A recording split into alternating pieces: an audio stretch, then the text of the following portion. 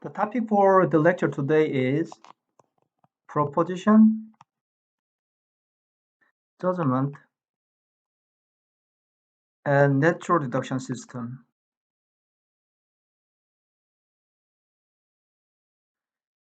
Let's first take a look at propositions and judgments. Propositions are objects of verifications. So what that means is that if a statement is proposition, there must be some way of verifying its truth. Usually, we provide inference rules. So for example, 1 plus 1 equals true. This statement is a proposition because we can verify its truth. And we can verify the truth using inference rules called arithmetic. So whenever we can verify the truth of a statement, the statement can be called a proposition. Now, what about judgment? Judgments are objects of knowledge. So here's an example. 1 plus 1 equals 2 is true. At this moment, this is not part of our knowledge. We may know it or we may not know it. But if somebody provides a proof of this judgment, let's say we have some proof, then it becomes a part of our knowledge. Our knowledge base increases and we know this judgment. But if there's no proof of this judgment, then we do not know it until somebody actually brings a proof of this judgment. So only with a proof of this judgment, it becomes a part of our knowledge.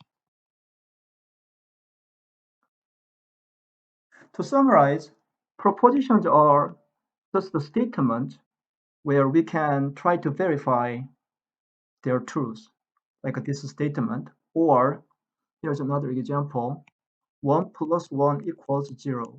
This is also proposition. We may at least make an attempt to prove its truth. And judgments are just objects of knowledge. We may have a proof of it, or we may not have a proof of the judgment. And if we have a proof of the judgment, it becomes a part of our knowledge. Our knowledge base increases. And if there's no proof, then we do not know it. There are many hard mathematical theorems for which there are no proofs. There are no non-proofs.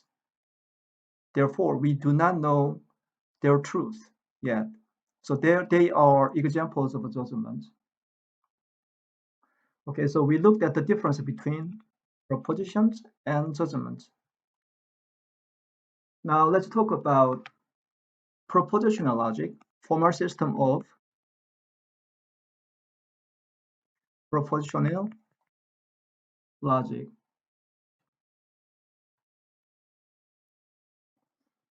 Okay, propositional logic.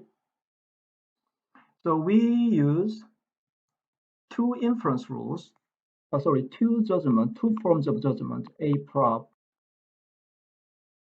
which states that A is a proposition, and A true, which states that A is a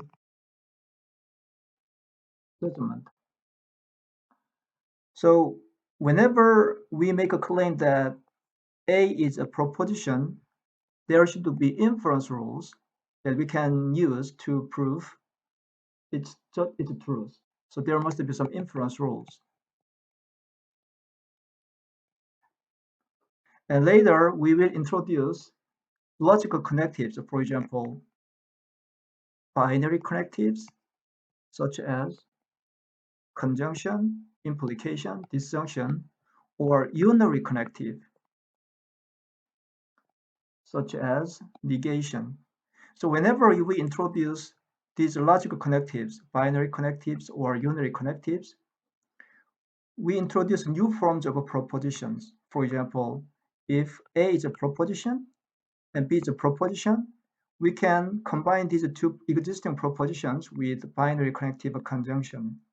Now, this is a new form of a proposition, so therefore we have to provide inference rules for this conjunction.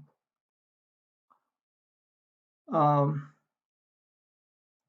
whenever there is logical connective, like a binary connective or unary connective, you have to provide these inference rules.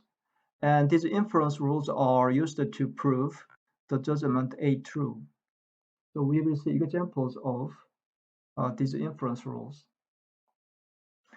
Now let's talk about natural deduction system.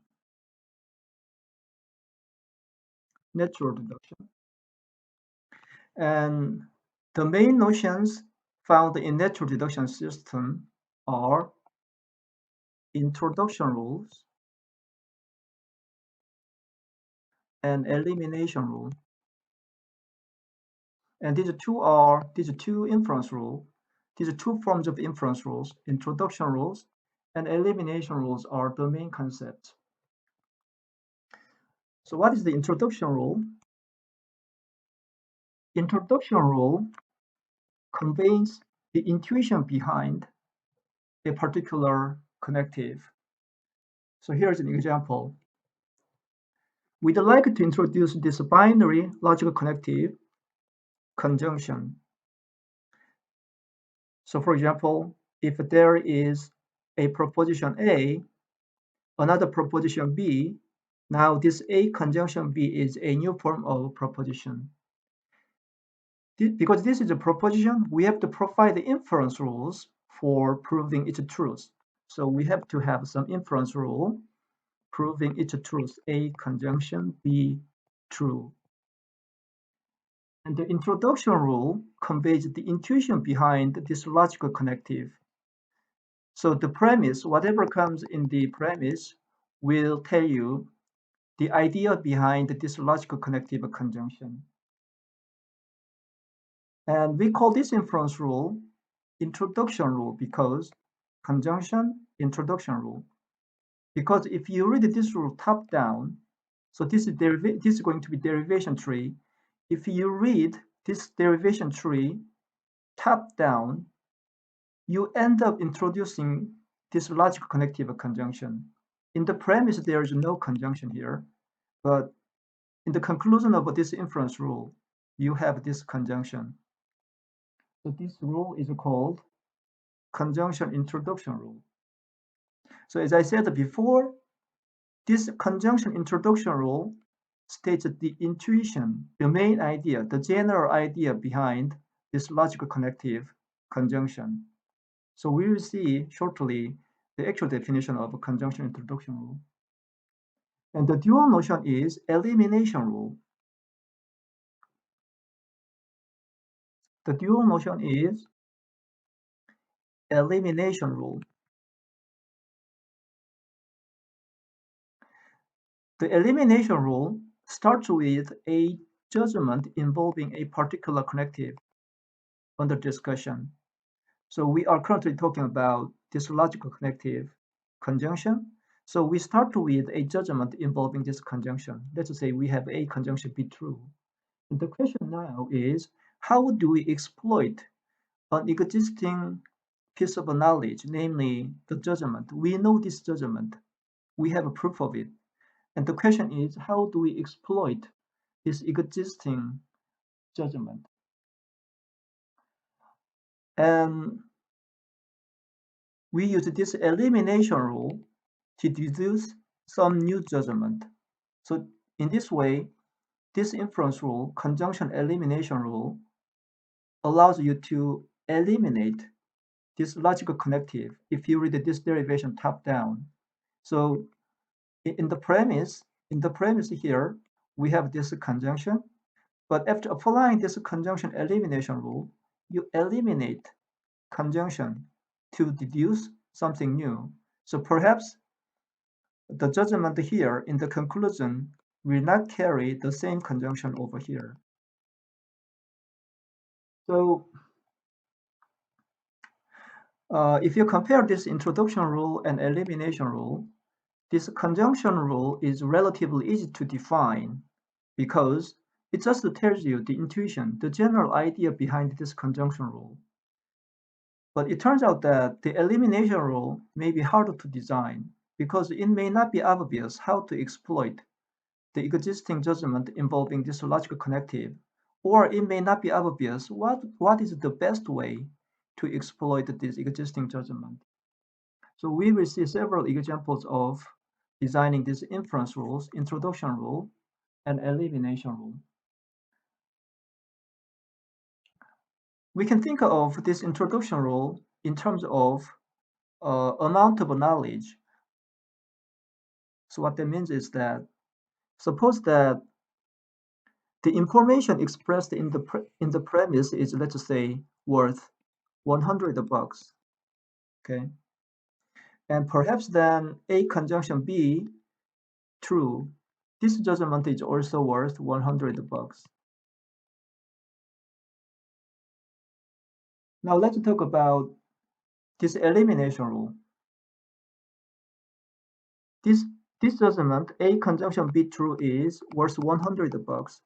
Now you have to design this elimination rule carefully. Otherwise, you may end up a judgment worth more than you started with. What that means is that you start with a judgment worth $100, but now you end up another judgment worth, let's say, $200. Then clearly there's something wrong with this elimination rule. We can say that this elimination rule is too strong because it enables you to derive something that should not be permitted by the premise. Every time you apply this conjunction elimination rule, you produce more and more useful information, which is clearly not acceptable logically. So this example shows that it may not be clear to design elimination rule in a sound way. And the dual situation is something like this. You have A conjunction B true, which is worth $100, and you apply this conjunction elimination rule. But no matter what you do in applying this conjunction elimination rule, you only obtain new judgments worth $50 only. Then clearly there's something wrong with this elimination rule. It's not strong enough. It's not strong enough. Ideally, this judgment is worth $100. Therefore, you would like to extract another judgment worth $100. But if you get only $50 in return, then you can say that this conjunction elimination rule is not strong enough. So it turns out that while introduction rules, which express the intuition behind a particular logic connective, these introduction rules are relatively easy to design. These elimination rules require a lot of thought, and they should be designed carefully. All right, so now I gave you the brief introduction to natural deduction, what it means to design natural deduction system. For every logical connective, there's introduction rule and there's an elimination rule.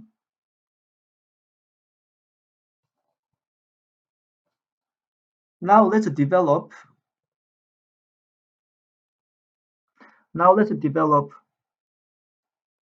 natural deduction system for propositional logic.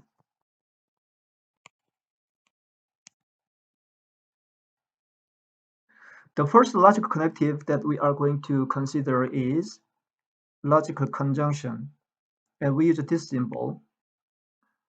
So now if A and B are existing propositions, we can combine these two with this logical conjunction, and this is a new form of proposition. There is, because this is a new form of proposition, we have to provide inference rules.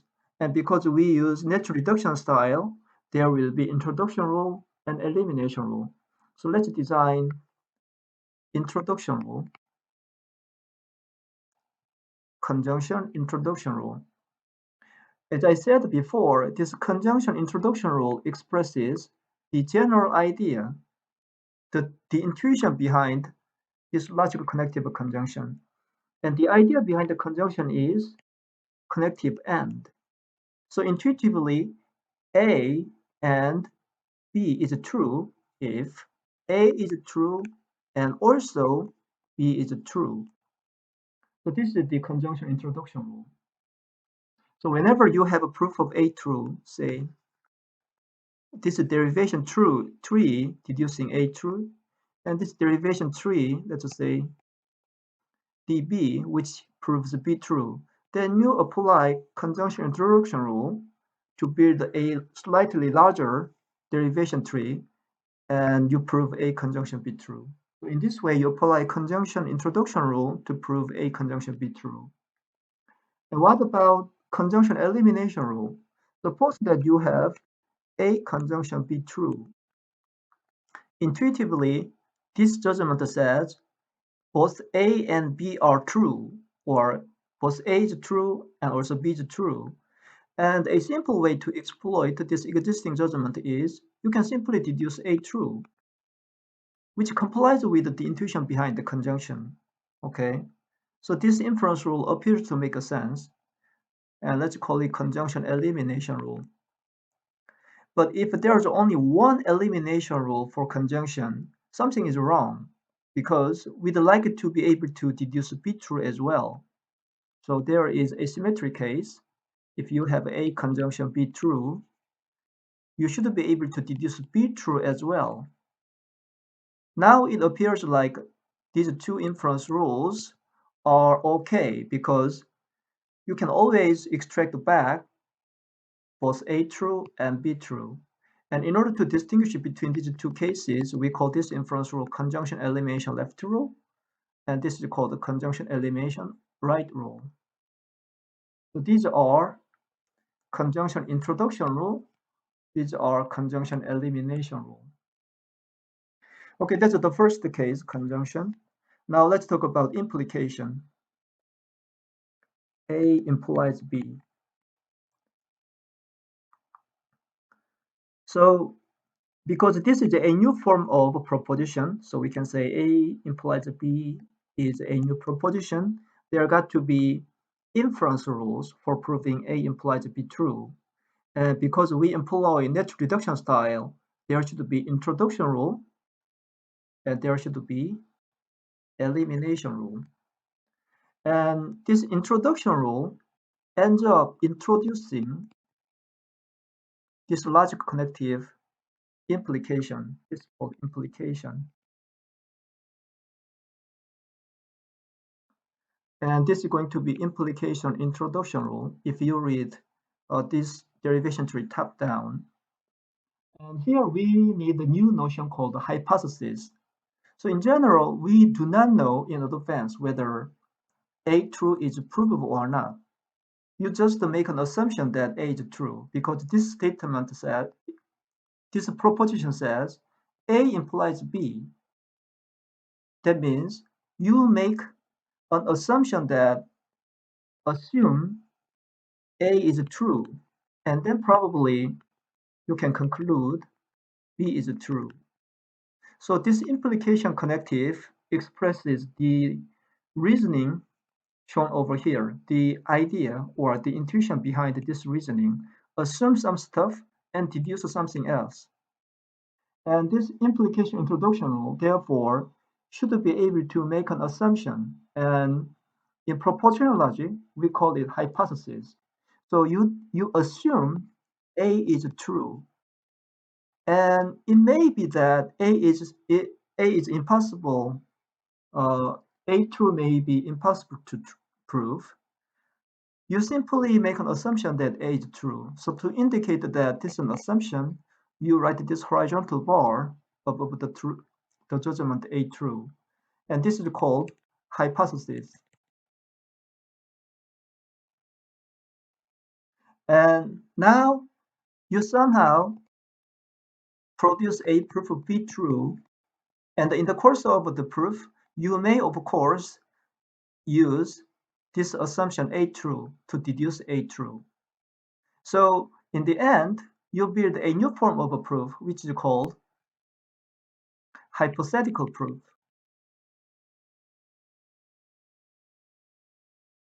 It's hypothetical because you make an assumption, you make a hypothesis. You may never know that A is true. It's just a hypothesis. So we introduce a new form of a proof called hypothetical proof, which involves hypothesis. And in order to indicate that this hypothesis originates from this application of implication introduction rule, we annotate this hypothesis with some label, let's say X. And here we put the same label X. So this label X says the hypothesis X originates or corresponds to this implication introduction rule.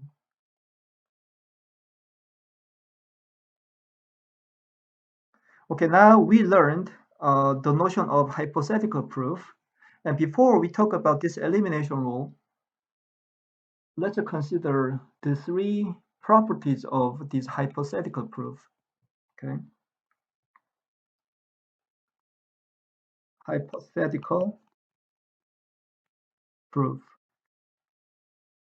The first property is, well, we annotate this hypothesis with this label, and we require that all these annotations are unambiguous. Well, you may reuse the same label multiple times. So for example, you might have something like A implies B, conjunction A implies C, true. You apply conjunction introduction rule, and then you have to prove A implies B true. You have to prove A implies C true. And in order to prove A implies B true, you introduce hypothesis A true. And in order to prove A implies C true, you introduce another hypothesis A true. So there's no difference in terms of content between this hypothesis. Still, we have to, this is implication introduction rule. Still, we have to distinguish between these two hypotheses because they originated from different applications of the inference rule, the same inference rule. So these two guys are different. So you may choose, for example, label X and label Y. And this is certainly fine. But when there is no ambiguity arising, it's okay to reuse the same label X. So here we may use the same label X because there is no ambiguity. It turns out that the scope of this hypothesis is restricted to this hypothetical proof, and the scope of this hypothesis is restricted to this hypothetical proof. So in summary, you may reuse the same label, but you have to make sure that there's no ambiguity arising. And the second property is, well, so the first property is we use label. The second property is there is a scope in applying the hypothesis. So intuitively, this hypothesis, its scope is restricted to the corresponding hypothetical proof. And the scope of this hypothesis is restricted to the corresponding hypothetical proof. You may not use the hypothesis outside its scope. If that is allowed, something funny happens. So here's an example. I'd like to prove A conjunction A implies A is true. So this is a conjunction, so we have to apply conjunction introduction rule. Apply this conjunction introduction rule, you have to prove this one A true, and you have to prove this one A implies A true. Now there's no way to prove A true over here, but if we make wrong use of the rule regarding the scope of the hypothesis, something funny happens. Let's try to prove this A implies A true. So assume A true, and let's deduce A true. And this is application of implication introduction rule. And let's say the label is X here.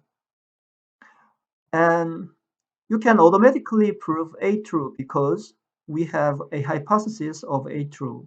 In other words, you assume that A is true, so therefore you may deduce A true. Now, the scope of this hypothesis is restricted to the hypothetical proof shown over here. And that means that you may never use the hypothesis here, shown over here, outside this circle. If that was allowed, something funny would happen. So for example, if you are permitted to use this hypothesis outside this circle, let's say here, then use this hypothesis to deduce this A true. So the, suddenly the proof is completed, which was actually impossible to complete previously.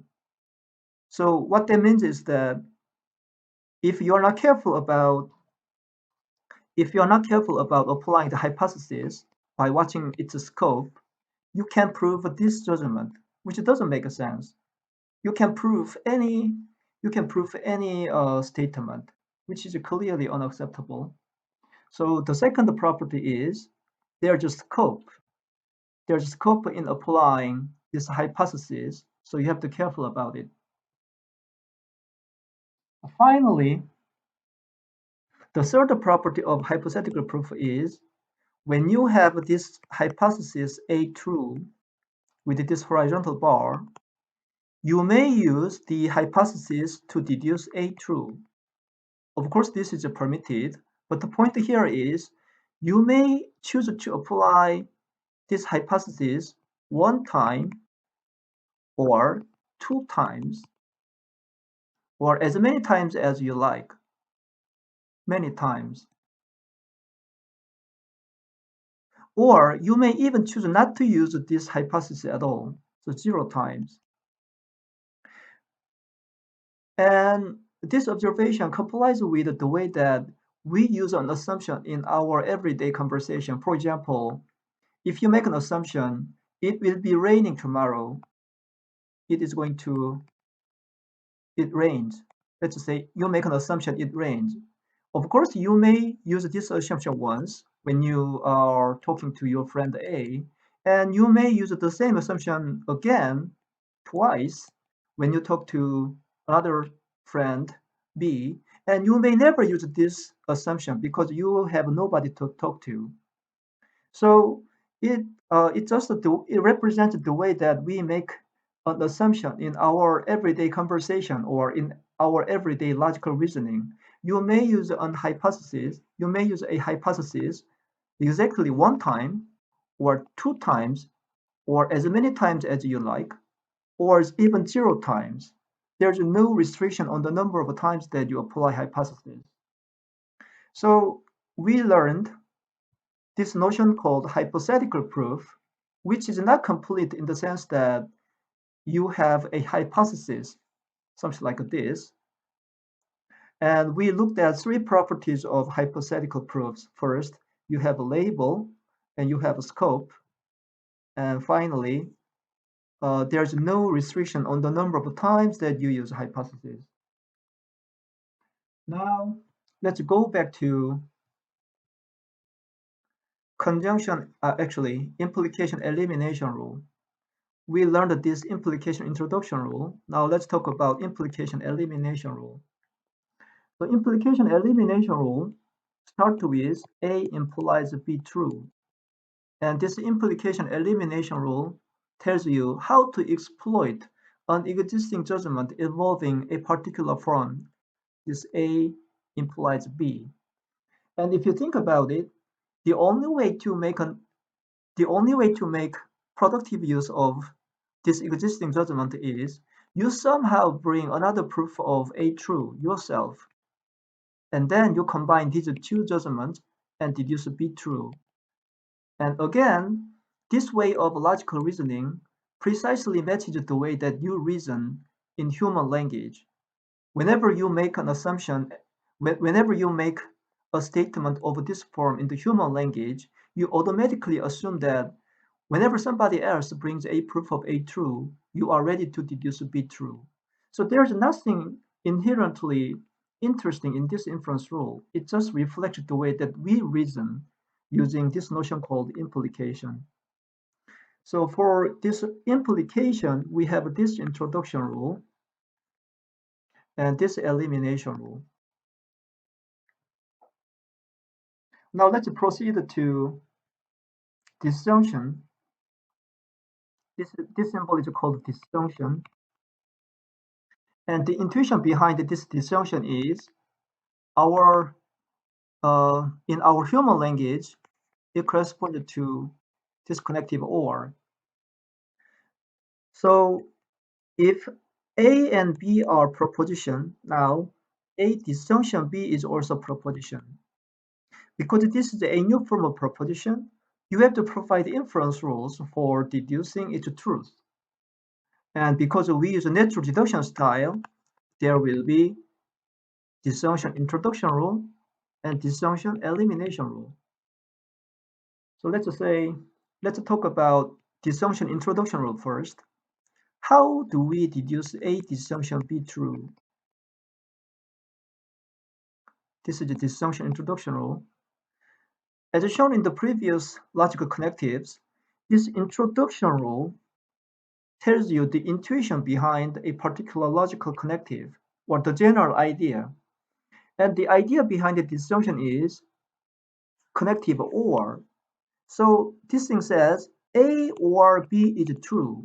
So one obvious way to deduce A or B is true is by proving A true.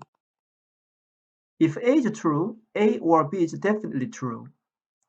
Then there is a symmetry case. Well, if A, in order to prove A disjunction B true, it is also okay to prove B true instead. So we have this is another form of disjunction introduction rule. And in order to distinguish between these two cases, we call this rule disjunction introduction left. This is disjunction introduction right. Now let's design this disjunction elimination rule. We have finished the disjunction introduction rule. Now let's talk about disjunction elimination rule. It turns out that disjunction elimination rule is actually quite hard to design correctly, but we know the answer already. Let's just take a look at a wrong example first. Suppose that you have this judgment and you'd like to deduce something else by applying disjunction elimination rule. If we make a big mistake here and deduce A true out of A disjunction B true, this rule is something really funny. So for example, if this judgment A disjunction B true, if this was say worth $50, then this is actually stronger than the premise. This would be actually more expensive. So every time you apply this disjunction elimination rule, you produce something stronger, which is clearly unacceptable. So this is an example of designing an elimination rule in a bad way. This is clearly logically unsound. Later, we can actually prove that this rule is unacceptable logically. What is the right way of designing the disjunction elimination rule? Again, there's nothing inherently complicated in the design of this disjunction elimination rule. This disjunction elimination rule precisely captures the way that we reason in the human language whenever we make use of this connective or. So for example, let's say if it rains or it snowed. Suppose that Suppose that we know that either it rains or it snows. This is a fact. We have a proof of it. So this is true. So in terms of human language, what is the only way to make use of this existing knowledge? It is, well, even if it rains, we deduce something. And even when it snows, we deduce the same thing. Then whichever of these two statements is true, we can always come to the same conclusion C. And this is actually the way that we make use of this logical connective or in our everyday conversation. Whenever you reason in the human language using the connective or, this is the way that you exploit an existing judgment or an existing knowledge involving or. And we can turn this way of reasoning into disjunction elimination rule in natural deduction style. So let's assume a true, and because this is an assumption or hypothesis, you have to put this horizontal bar over here, and then you deduce C true. And you make an assumption B true, and then you deduce C true. And well, these two conclusions coincide, therefore you can make the same conclusion C true here. And because this involves a hypothesis, it is hypothetical proof, and this is also hypothetical proof. And in order to distinguish between these two hypotheses, we label them differently. Let's just say this is going to be X, and this is going to be Y.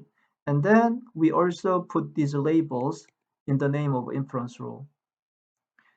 So this inference rule, disjunction elimination rule, may well appear like very complicated. It captures precisely the way that we reason in the human language. So there's nothing profoundly difficult in this disjunction elimination rule.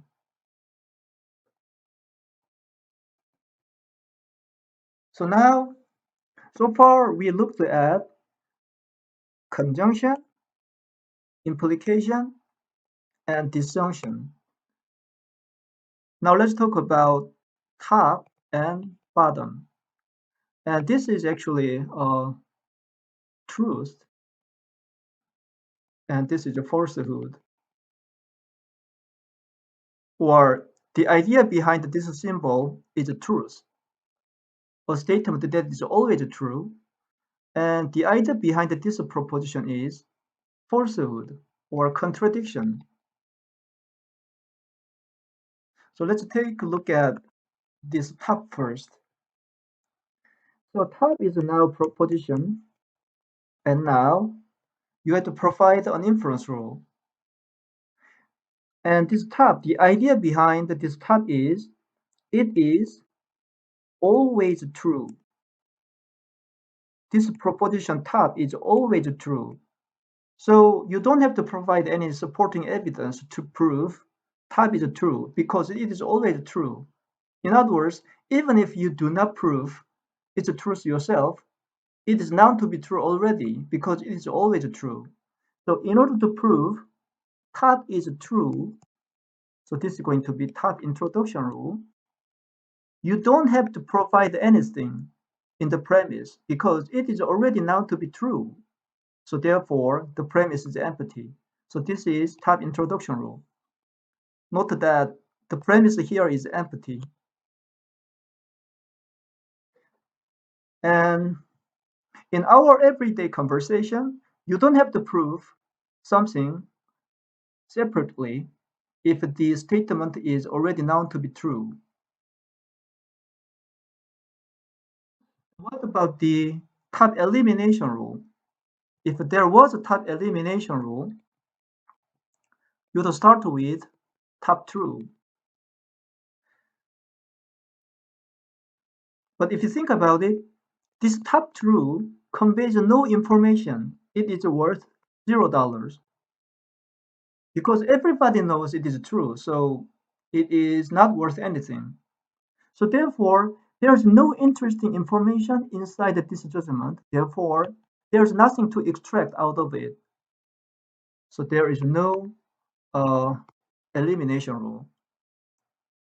So to summarize, for the proposition top, which is always true, you have this top introduction rule, but you don't have this top elimination rule.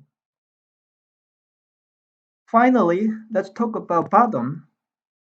Bottom. The LaTeX command for this symbol is actually bot. So bottom is a proposition. Because this is a proposition, you have to provide the inference rule for proving its truth. And we use the natural deduction style, so there should be perhaps bottom introduction rule and bottom elimination rule. So let's talk about bottom introduction rule. How do we prove bottom is true? Bottom introduction rule. But by definition, or the idea behind this bottom is, it's something that is false. So there is no way to prove its truth. Or you can think of it as something that is impossible to prove. So by definition, it is something impossible to prove. Therefore, there should be no way to prove this bottom true. So it turns out that there's no introduction rule. We don't have the introduction rule for this bottom,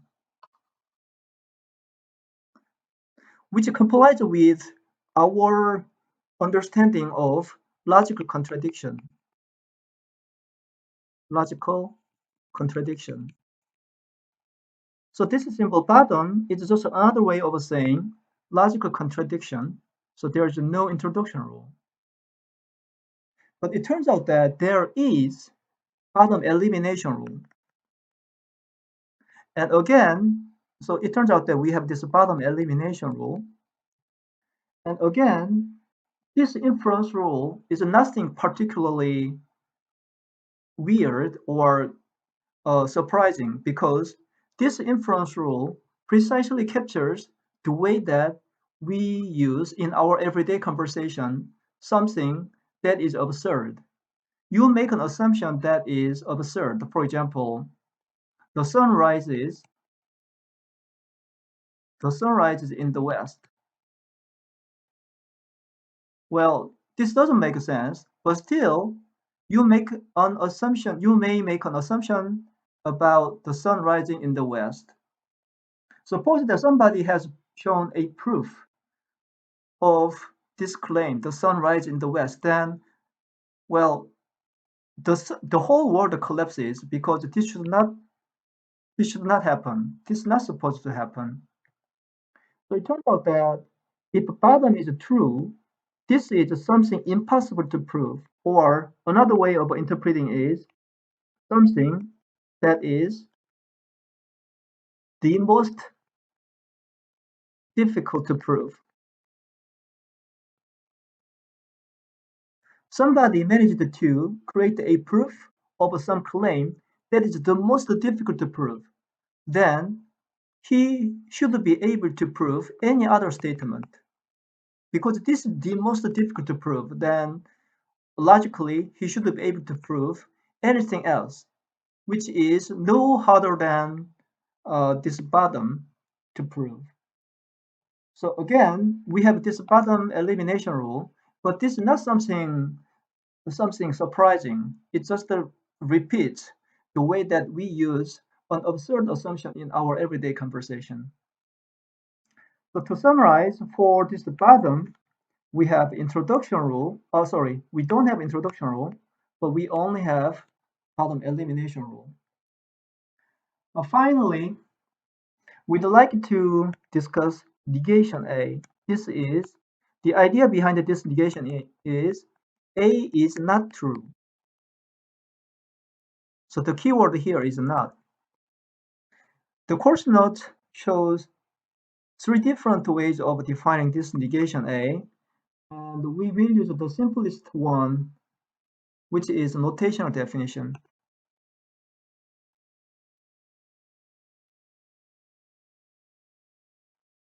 Notational definition. which says that we just define syntactically negation A is A implies bottom.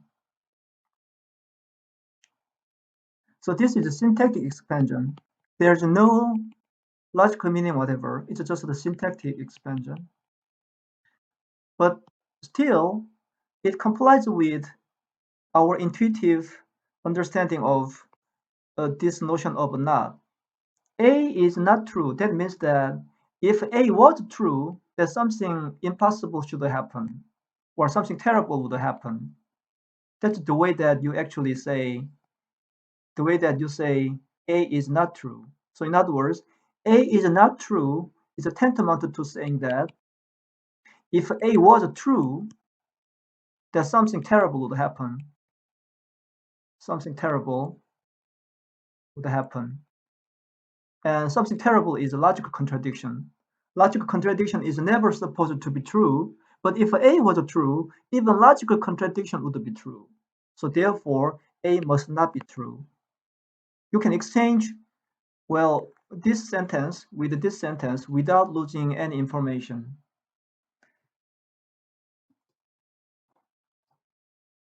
All right, so that concludes our discussion today.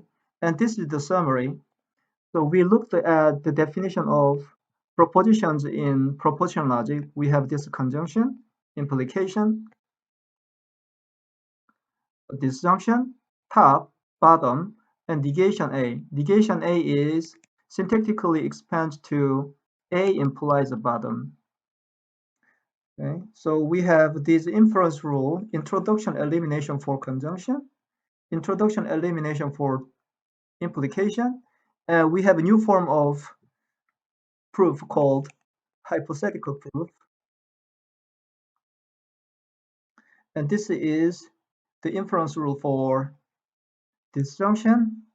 For top, we have only introduction rule. For bottom, we have only elimination rule. And these inference rules are derived from the notation definition. That is, negation A is A implies a bottom. So in the class, we will look at some examples of applying these inference rules. So for example, we could try to derive these proofs.